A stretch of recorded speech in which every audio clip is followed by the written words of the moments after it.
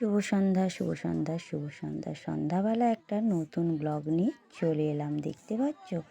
মানে সময়টা দেখে তোমরা অবশ্যই বুঝতে পারছো যে এটা সন্ধ্যাবেলা। আমি তনুশ্রী তোমাদের সামনে কিন্তু নিয়ে চলে এসেছি। আজ এসেছি একটা পুজো বাড়িতে। পুজো বাড়িতে এসে তো আমি অবাক।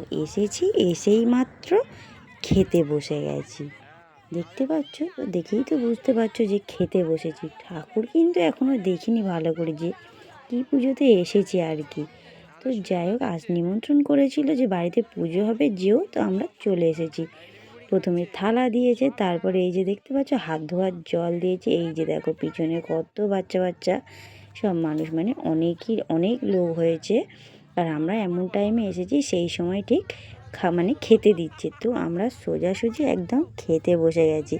আর এই যে আমাদের কাকা কাকি, মানে সব পাড়া প্রতিবেশী। তো যাই হোক, তারপর হাত ধোয়ার জল দিয়েছে, সেই সব ধুয়ে নিয়ে দেখো প্রথম পাতে পড়েছে একটা ফুলকো লুচি। দেখতে পাচ্ছ? দেখো ফুলকো লুচি। তারপরে চলে এলো পুজোর ফল, মানে অনেক রকমের ফল। এদিকে আছে ছোলা মটর, তারপরে আছে লুচির সাথে সুজি।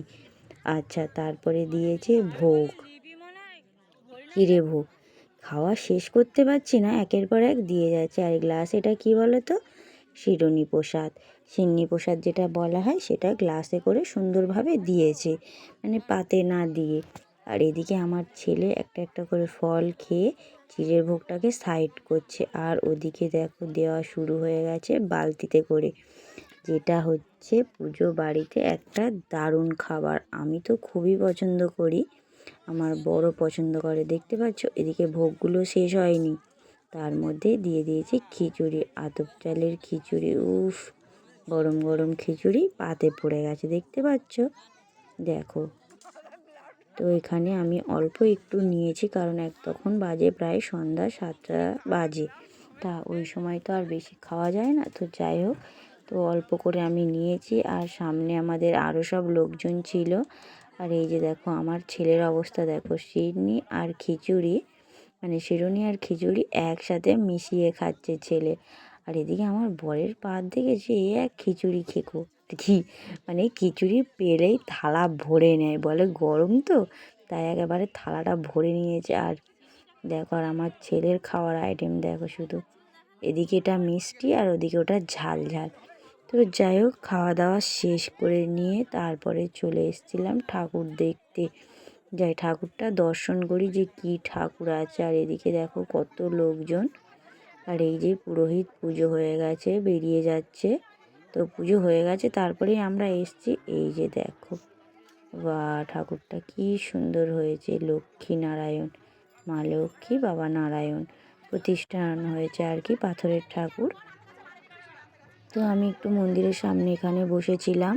আর ওদিকে ফল বিতরণ করছে ওরা আর কি, প্রসাদগুলো সব মেয়ে বউরা মিলে প্রসাদগুলো সব, ওই যে শিরুনি প্রসাদগুলো গ্লাসে গ্লাসে ভরছে।